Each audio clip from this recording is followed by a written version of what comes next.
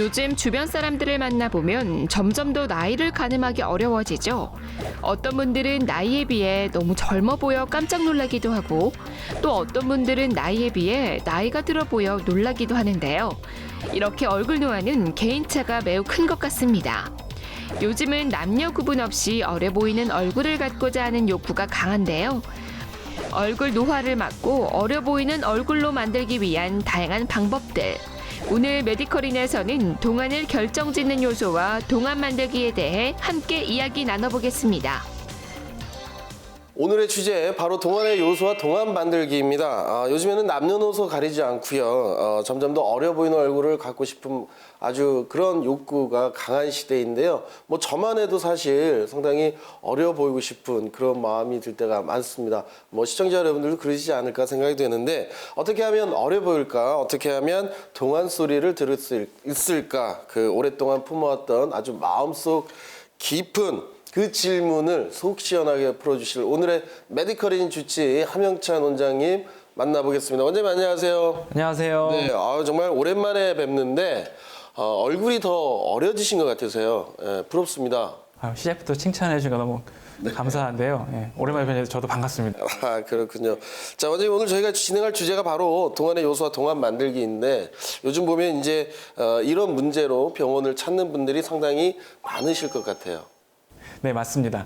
평균 수명이 길어지고 사회활동 기간이 길어지면서 자신의 젊었었던 시절을 간직하고자 꾸준하게 우리가 뭐 운동을 열심히 해서 체력을 기르는 것처럼 네. 얼굴도 관리하시는 분들이 점점 많아지는 것 같습니다. 그렇군요. 자, 그렇다면 오늘 동안 만들기에 대해서 아주 정확하고 유효한 정보를 좀 기대해도 될까요?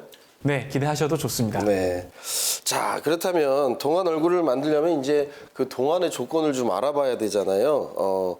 동안에 무슨 조건이 있다고 그래요? 뭐 어떤 조건이 있습니까? 작고 이게 동그란 뭐 얼굴선 또는 뭐 볼록한 이마, 네. 탄력 있고 볼륨감 있는 볼, 뭐 앵두 같은 입술, 뭐 기타 뭐 이런 여러 가지 떠오르지 않을까 싶어요. 네. 실제 어떤 한 연구에서는 사람들이 이렇게 예뻐 보이고 호감이 가는 얼굴의 조건을 모두 모아 봤더니 그 얼굴이 어떤 얼굴이 나왔는지 아십니까? 장동건? 그건 아니었고요. 네. 이제 아기 얼굴. 결국은 이렇게 동안을 떠올 때 아기 얼굴을 많이 떠올린다는 거죠. 제가 생각하는 동안에 이제 3요소 정도로 해서 이제 요약을 해드리자면 많이들 이제 아시는 뭐 맑고 깨끗한 피부, 네. 굴곡이 없으면서 처지지 않은 얼굴 라인, 그다음에 그 적절한 얼굴 볼륨이 있으면서 역혈안형의 얼굴. 이렇게 한 3가지 정도로 요약해드릴 수 있겠습니다. 네. 자, 그 첫 번째 이제 동안 조건인 맑고 깨끗한 그 피부를 만들기 위한 방법 많이들 궁금해하실 것 같은데 그 나이가 들면 기미나 잡티 등도 이제 정말 많이 생기고 칙칙해지잖아요. 이게 이제 모두 이제 이 노화의 증상인 거죠. 일반인들은 이제 뭐 점이라든지 검버섯이라고 생각해서 오시는 분들이 많은데요. 뭐 기미도 많이들 오시고요. 노화의 과정에서 특히 뭐 햇볕을 많이 받거나 물리적 자극을 많이 가했을 때 이제 그런 색소들이 얼굴에 이제 올라와서 이제 치료를 받으러 오시게 됩니다. 그렇군요. 자, 원장님 그 요즘 피부과에서는 말이죠. 그 깨끗한 아주 피부 관리를 위해서 레이저 치료를 많이 받던데요. 그 깨끗한 피부보다는 이제 건강한 피부가 좀 더 중요하다고 생각을 하는데요. 이제 레이저 치료는 그 건강한 피부를 만드는 하나의 그 수단이라고 보시면 되겠습니다. 그리고 건강한 피부를 만드는 데는 레이저 치료뿐만 아니라 병원에서 할 수 있는 뭐 각종 관리, 집에서 할 수 있는 홈케어 이런 것도 다 같이 버무려져야 좋아진다고 생각을 하고요. 네. 이제 병원에 오셔서는 가장 대중화되어 있는 게 이제 레이저 치료를 많이 받으시는데 어떤 장비를 이제 치료받는 따라서 결과는 많이 달라지는 것 같습니다. 그렇군요. 그렇다면 이제 그 의학에서는 레이저 치료를 많이 받으면 피부가 또 이제 되려 또 손상이 될 수 있다. 뭐 이런 얘기도 하시는 분인데 이게 좀 자주 받아도 상관이 좀 없는 건가요? 레이저 치료라는 거는 딱 뭐 어떻게 얼마마다 해야 된다 그런 정확한 기간은 사실 나와 있는 건 없습니다. 네. 그렇지만 이제 보편적으로 피부가 한번 턴오버 되는데 한 달 정도 걸리고 표피의 저 밑에 기저층에서 각질층으로 한번 이렇게 올라오는데 한 2주 이상 걸리기 때문에 그런 주기를 생각해서 적절하게 받는 게 저는 좋다고 생각을 합니다. 네, 그렇군요. 자, 그리고 아무래도 가장 궁금한 것이 이제 집에서 하는 홈케어 방법에 대해서도 시청자분들이 궁금할 것 같은데 좀 요게 이제 효과적이고 좀 올바른 그런 홈케어 방법이 있다면 좀 알려주시죠. 한 가지만 강조를 하자면 너무 과도한 클렌징을 하지 않는 게 일단 저는 되게 중요하다고 생각합니다. 이 피부 자체에 있는 각질 자체가 피부를 보호하는 장벽의 역할을 하기 때문에 네. 여자분들 보면은 이제 화장을 하시기 때문에 굉장히 깨끗이 씻어야 된다는 약간 강박관념 같은 게 있고 클렌징을 한꺼번에 하시는 경우가 굉장히 많거든요. 뭐 예를 들자면 뭐 클렌징 오일, 클렌징 크림, 뭐 그 외에도 뭐 각질 제거제까지 쓰시는 분도 있고요. 저는 저자극성 폼 클렌저 하나만 네. 제대로 된 걸 사용하시는 거를 좀 추천드리는 편입니다. 예. 그렇군요. 뭐 여러 가지를 사용하실 필요는 없다는 거죠. 자, 이번엔 동안의 그 두 번째 조건이잖아요. 이제 굴곡 없는 얼굴선 만들기. 실제로 이제 저도 나이가 이제 들수록요, 이 피부가 좀 얼굴선이 매끄럽지 않다라는 그런 생각을 좀 합니다. 네, 이렇게 좀 매끈하게 빠져야 되는데 그 어떤 이유가 좀 있을까요, 이런 게? 이제 얼굴이 그렇게 굴곡지는데 결국 얼굴에 노화가 와서 생기는 현상인데 크게 세 가지로 나눠서 생각을 할 수가 있습니다. 이제 첫 번째는 피부가 탄력이 떨어지면서 처지는 거고요. 두 번째는 얼굴에 있는 심부 지방이 점점점 줄어서 생기는 거고, 세 번째는 이제 뼈가 흡수되는 거거든요. 근데 이 뼈가 흡수되는 것 자체는 어떻게 교정이 불가능하고 이제 나머지 두 가지에 대해서 이제 병원에서 치료가 가능하실 것 같습니다. 그럼 저는 뼈를 어떻게 해야 되나요? 뼈를 깎는 고통이 정말 따라옵니다. 자, 그렇다면 이제 울퉁불퉁한 얼굴선을 좀 매끈하게 이제 변화시키기 위해서 이제 방법이 좀 필요할 것 같은데, 먼저 그 리프팅이라는 게 있다고요. 어떤 겁니까? 소개를 좀 해주시죠. 원래 정말 리프팅은 수술이 진정한 리프팅의 사실은 개념에 들어가는 것 같고요. 예, 네. 일반적으로 병원에서 하는 뭐 시술이라든지 그런 데서 이제 리프팅을 언급하는 건 뭔가 이제 원래 있던 거를 다시 리포지션, 뭔가 위치를 좀 바꿔주는 그런 역할이 더 큰 것 같습니다. 그래서 피부 자체에 좀 탄력을 주고 콜라겐을 갖다가 다시 좀 리모델링 시키는 그런 역할을 좀 해서 리프팅 효과를 주고요. 실리프팅 같은 거는 또 뭐 피부를 갖다가 좀 잡아 올려주는 거죠. 뭐 그런 네. 역할을 하고, 볼륨 자체를 좀 복원을 시켜서 볼륨 리프팅이라는 개념을 사용해서 또 이제 리프팅을 시행하고 있습니다. 자, 그러면 이제 또 리프팅 말고 보톡스가 있잖아요. 이 보톡스의 좀 개념을 좀 얘기를 해주시죠. 네. 사실 보톡스는 상품명인 거 아시나요? 아니요, 전 몰랐어요. 이게 이제 하나의 어떤 뭐 방법인 줄 알고 있거든요. 보톡스는 A사의 상품명이고요. 보툴리눔 톡신이 원래 제대로 된 이름입니다. 그 신경 말단에 작용을 해서 네. 근육이 이제 못 움직이게 그렇게 해서 효과를 내는 그런 시술이거든요. 그래서 네. 표정이 너무 강해서 주름이 진데 표정을 덜 지어주게 한다든지, 근육량이 많은 데에 주입을 해서 근육량 자체를 줄여서 모양을 좀 바꿔준다든지 그렇게 활용을 하고 있습니다. 그렇군요. 자, 그렇다면 이제 그 사실 보톡스에 대한 부작용들 뭐 이렇게 TV나 이렇게 뭐 이렇게 보다 보면 보톡스를 너무 많이 이렇게 하셔가지고 얼굴이 진짜 뭐 풍선처럼 되신 분도 있고 막 부작용이 있는 분들이 있거든요. 근데 이 어떤 부작용에 대한 부담은 좀 없을까요, 보톡스? 이제 항상 뭔가 시술을 할 때 그런 부작용에 대한 이제 겁이 나셔서 선뜻 못 하시는 분들도 굉장히 많은데요. 네. 예.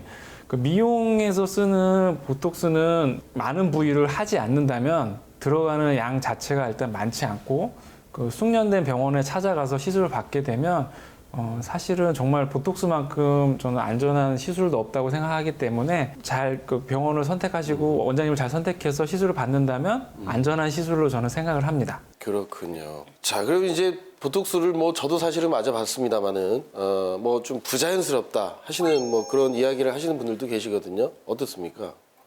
부자연스러운 부위가 이제 나타나기 쉬운 부위가 이쪽 눈썹 위쪽에 네. 시술을 하게 되면 그런 부자연스러운 부위가 이제 나올 수 있거든요. 눈가도 좀 나오시는 편이고요. 그러니까 아니면은 뭐 이마 쪽도 너무 세게 잡아서 뭐 쌍꺼풀이 뭐 없어진다든지, 네. 아니면 눈가 근육을 너무 세게 잡아서 웃을 때 너무 부자연스럽다든지 그런 얘기들이 이제 종종 들리는데 이제 네. 어떤 원장님이 하느냐에 따라서 많은 차이가 있는 것 같습니다. 그렇군요. 자, 요즘 그 보톡스만큼이나 관심이 뜨거운 것이 바로 필러입니다. 필러. 이 필러 정확하게 무엇인가요? 필러는 그러니까 뭐 그 사전에서 이제 찾아보시면 그냥 뭐 충전물, 이렇게 나올 텐데요. 말 그대로 이제 좀 비어 있는 곳을 좀 채워서 올려주는 역할을 하는 거고요. 예. 광범위하게 보면 뭐 이제 지방 이식에 쓰는 뭐 지방도 필러로 보시는 분도 있고, 이제 일반적으로 저희가 생각하는 필러는 이제 히알루론산 필러와 이제 콜라겐 필러, 크게 그렇게 두 가지 정도로 나눌 수 있겠습니다. 네, 그렇군요. 자, 이제 외형적인 부분을 보완하기 위해서 이제 필러를 맞는 분들 정말 많습니다. 물론 저도 맞았습니다.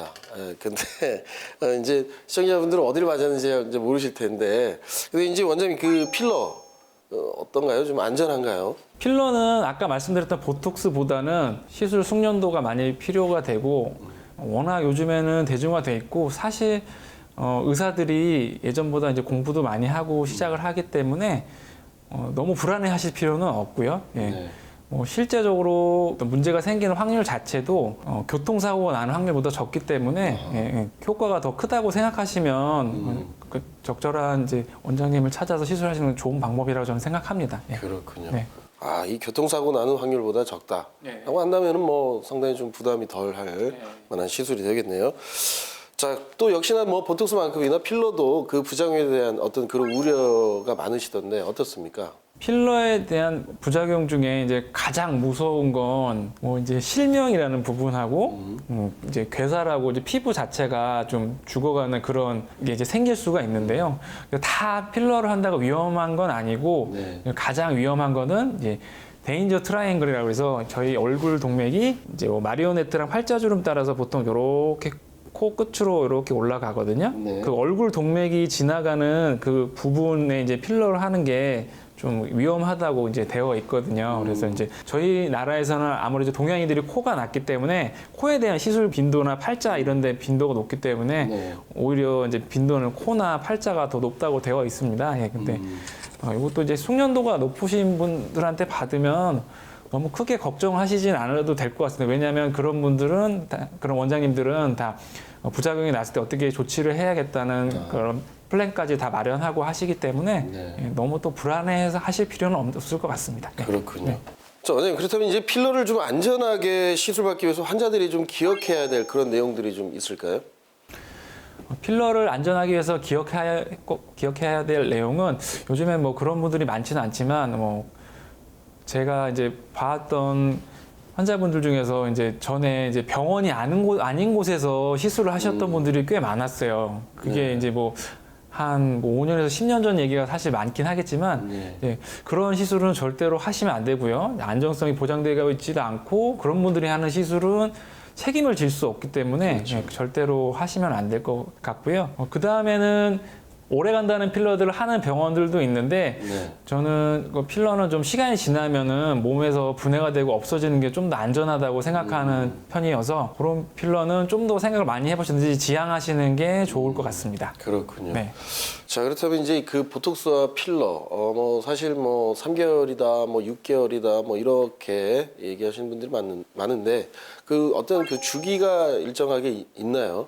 보톡스의 경우는 아까 얘기했듯이 신경 말단에 작용하게 되는데 이제 3개월이 되면은 다른 신경 말단이 자라 나오면서 예, 이제 회복의 과정을 거치게 되거든요. 그래서 이제 효과가 너무 좋았다든지 뭐 주름이 잡힌 게 좋았는데 다시 돌아온 느낌이 난다든지 그러면 다시 맞아야 되는 부분이 있고요. 근데 네. 필러 같은 경우도 요즘엔 뭐 해보면 한 1, 2년 이상 이제 오래 가는데 한 6개월 정도가 지나게 되면 분명히 또 약간씩 변화가 오는 부분이 생기게 됩니다. 그래서 뭐 필러나 보톡스나 뭐 무슨 질환에 하는 그런 시술들이 아니기 때문에 네. 뭐 본인이 이제 거울을 보고 좀 신경이 쓰이고 뭐 했을 때 내가 그 아름다움이나 이게 자존감이 높아진다고 생각하시면 그때 가서 시술하시는 게 저는 맞다고 생각합니다. 그렇군요. 네.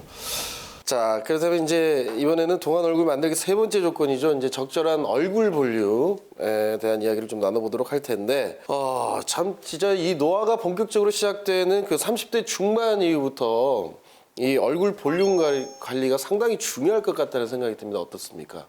이제 노화를 그렇게 잘 못 느끼시다가 특히 여자분들 같은 경우는 이제 화장을 많이 하시기 때문에 네. 잘 못 느끼시다가 그렇게 30대 한 중반, 한 35살 이제 넘어가시면 이제 여기저기가 이제 좀 이제 꺼져 보이고 좀 처져 보이고 그렇게 해서 이제 많이들 오시게 되거든요. 화장으로도 잘 커버가 안 되니까 이제 많은 상담이 이루어지는 것 같습니다. 예. 그렇군요. 자, 볼륨 관리와 관련해서 환자들이 가장 궁금해하는 질문들이 많을 것 같은데 특히나 이제 먼저 이마 볼륨 때문에 이제 고민들을 하는 분들을 위한 해결 방법 뭐가 있을까요? 이 그림에서 보시면 이제 요 이마 볼륨이 자꾸 이제 꺼지면 이제 이런 뭐 이마나 이제 관자 같은 거는 지부로 해당하면 지붕 같은 역할을 한다고 생각하시면 되거든요. 네. 이마 볼륨이 꺼지면 여기 자체도 이제 꺼진 것도 신경이 쓰이시지만 그로 인해서 이제 눈 자체도 좀 처지고 눈이나 쌍꺼풀 같은 것도 좀 작아지고 그거에 의해서 이제 노화를 느끼시거든요. 이제 그래서 그쪽을 개선시키는 방법은 이제 주로 하는 건 이제 아까 얘기했던 필러 시술을 좀 많이 하셔서 볼륨을 채워서 얼굴이 좀 더 위쪽으로 포인트가 되고 얼굴이 좀 작아 보이게 하는 효과를 좀 만들고 좀 더 이제 동안으로 보이게 하는 효과를 주는 것 같습니다. 그렇군요. 네. 지금 말씀하신 관자를 채워야 하는 뭐 이유가 있나요? 저는 요즘 관자놀이를 갖다가 상담을 좀 많이 하고 있는데요. 네.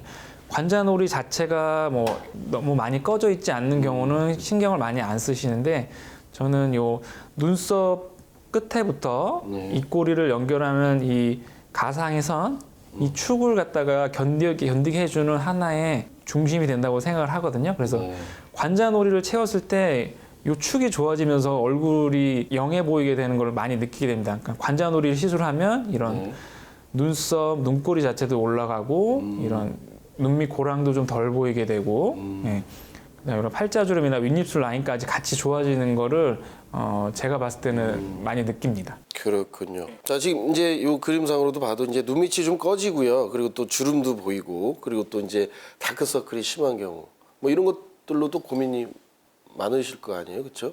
다크서클로도 이제 많은 상담이 이루어지는데요.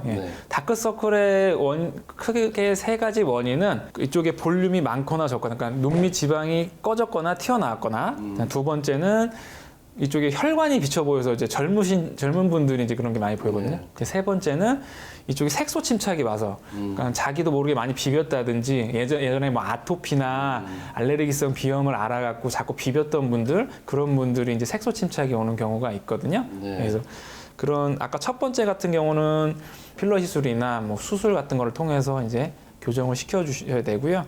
이제 정맥혈관 같은 경우는 이제 레이저를 통해서 교정을 시키게 되고, 그 색소 침착에 의한 경우도 이제 레이저나 피부 관리를 통해서 이제 좋아지게 하는데, 색소 침착에 의한 경우는 조금 치료 효과는 조금 떨어지게 됩니다. 자, 이제 그 나이가 들어 보이는 얼굴, 특히 이 팔자주름, 이걸 팔자주름이라고 하잖아요. 이 팔자주름이 이제 깊은 거, 이걸 좀 예방하거나 그것도 생겼을 때 그 시술 같은 경우 좀 설명을 해주시죠. 예방하는 법이 있으면 참 좋겠는데. 그렇죠. 네. 예방하는 법이 쉽지 않을 것 같습니다. 그 주기적인 피부 관리 말고는 그게 있으면 아마 제가 먹고 살기 힘들겠죠. 그렇죠. 예. 생겼을 때 이제 시술하는 방법은 굉장히 다양한데, 팔자주름을 시술해 보면 생각보다 되게 어렵다는 걸 이제 많이 느낄 수 있거든요. 그래서 예전에는 이제 팔자주름이 생겨서 오시면 이렇게 이제 채우는 방법도 저도 써봤어요. 근데 생각보다 효과가 좋지 않고 오래가지 못하고 이제 불만족으로 이어지는 경우가 많더라고요. 이렇게 쉽게 생각하시면 이렇게 숙였다가 여기를 채워서 이렇게 하면 꼭 원숭이 올라온 것처럼 여기만 여기 살짝 채워지는 거지, 얼굴 전반적인 이미지 변화를 주기 힘들기 때문에 예. 아까 팔자주름을 좋아지게 할 때도 아까 얘기했던 뭐 관자나 눈밑 같은 부분을 먼저 호전을 시킨 다음에 접근을 하시는 게, 병원에 가서 상담을 하실 때도 그런 식으로 접근을 하시는 게 나중에 만족도를 더 올리는 결과를 보실 수 있을 것 같습니다. 그렇군요. 자, 이 입술, 사실 제가 개인적으로 제일 좋아하는 입술은 안젤리나 졸리 같은 그런 볼륨 있는 입술, 이것도 좀 동안의 입술에 속하는 건가요? 아무래도 입술에 볼륨이 있으면 이 입술 자체가 얼굴에서 또 센터 라인에 들어가 있고, 입술은 색깔도 약간 다르잖아요. 선홍분홍빛이나 붉은빛을 띠니까 그러니까 굉장히 포인트가 되는 부분이기 때문에 동안 이루는데 굉장히 중요한 요소라고 생각을 하고요. 나이가 들면 입술 볼륨이 빠지면서 입술 주변이 쪼글쪼글하게 또 주름이 많이 생기시거든요. 그렇죠. 마치 뭐 사과에서 약간 물이 빠지는 느낌으로. 예. 그래서 그런 거를 주름이 안 생기기 위해서 예방하는 차원에서도 입술 볼륨을 유지하는 거는 굉장히 중요하다고 저는 생각을 합니다. 네, 그렇군요. 자, 요즘 그 정말 여성분들에게 또 핫한 그 애교살, 애교살을 정말 많이 만들고 싶어 한다라는 이야기를 좀 많이 들었는데 그 눈 밑에 애교살이 있으면 어려 보인다. 요거 사실입니까, 아닙니까? 이제 뭐 영어로는 차밍롤이라고 해서 네. 애교가 있고 없고에 따라서 그러니까 나이 들어 보이고 어려 보이고 차이가 큰 것 같습니다. 예, 그 혹시 인터넷에 그 애교살 지우기 이거 혹시 보신 적 있습니까? 보신 적 예, 그 연예인들을 대상으로 애교살 이렇게 없애는 뭐 그런 사진이 비교 사진이 올라온 적이 있었는데 애교살 없으면 좀 되게 좀 무서워 보이더라고요. 약간 인상이 예. 좀 더 어려 보이고 호감형의 이미지가 되니까 애교 시술을 하러 오시는 분도 꽤 있습니다. 그렇군요. 근데 이제 요게 이제 애교살을 시술할 수 있는 케이스가 있을 거고 또 가능하지 않은 케이스가 있을 건데 한번 얘기를 해주시죠. 애교살이 좀 힘든 케이스는 눈이 너무 튀어나오신 분도 힘들 수 있고요. 눈이 또 너무 이렇게 들어가신 분도 힘들 수 있고 가만히 있을 때는 별로 없다고 이렇게 웃으면 또 어느 정도 생기시는 분들이 있거든요. 그런 분들은 이제 애교 했을 때 좋으신 분들이고 그러니까 say 이렇게 했는데 전혀 뭐 애교가 생기지 않는다. 그러면 이제 좀 결과가 좀 떨어질 수 있고 나이대도 중요하게 봅니다. 30대 좀 후반이 넘어가시는 분들은 해보면 애교 근육이 약했던 분들이라서 좀 잘 안 생기고 눈 밑으로 한 1년 이상 지나면 퍼지는 경우를 많이 보게 되거든요. 그런 분들은 애교보다 이제 다른 시술을 통해서 얼굴을 좀 동안으로 가꾸시는 게 더 도움이 되실 것 같습니다. 그 테스트가 뭐예요? say. 저는 애교살이 있나요? 네. 아, 그렇군요. 네, 다행입니다. 잘 나오시는데. 자, 이제 그 나이 들수록 얼굴이 점점 넓어지는 것 같다. 사실 그 중에 하나도 저도 포함이 되거든요. 그래서 계속 이렇게 넓어지는 것 같고 여기에 막 턱 근육이 생기는 것 같고 이게 저 같은 고민들을 하시는 분들이 많을 것 같은데 어떻습니까? 그 이제 아까 얘기했던 그 3요소 이제 뼈랑 안에 심부 지방이랑 피부랑 그런 변화가 생겨서 생기는 거고요. 이제 이쪽 넓어 보이는 데는 줄여주고 저희가 얘기하는 뭐 T존이나 이제 턱 같은 데는 좀 더 나와 보이게 하고 이런 게 이제 하나의 치료법이 되겠습니다. 그렇군요. 네. 자, 이제 마지막으로 이제 건강한 피부를 좀 가꾸기 위해 기억해야 할 뭐 팁. 우리 건강한 피부는 또 건강한 몸을 갖다가 이제 반영하는 하나의 그 현상이라고 저는 생각을 하거든요. 그래서 뭐 밖에 이제 아까 세안하고 바르는 것도 중요하지만 좋은 것들, 비타민 C 같은 것도 계속적으로 이렇게 챙겨 드시면 항산화 효과가 가장 강력한 것 중에 하나이기 때문에 많은 도움이 되는 것 같습니다. 이제 뭐 뾰루지나 여드름 같은 거 많이 나시는 분들 보는데 그분들은 상당히 식이하고 연관이 많이 되시거든요. 그래서 그런 분들은 이제 밀가루라든지 유제품, 인스턴트 식품, 가공식품 같은 거를 이제 끊어주시거나 뭐 최대한 적게 먹어주시면 그런 뾰루지도 덜 나고 좋은 피부를 가꾸시는 데 도움이 되실 것 같습니다. 그렇군요. 잘 알겠습니다. 지금까지 함영찬 원장님과 함께 동안 얼굴 만들기와 동안 얼굴 관리법에 대해 아주 유용한 정보를 함께 나눠봤습니다. 원장님 오늘 너무 감사합니다. 네, 감사합니다.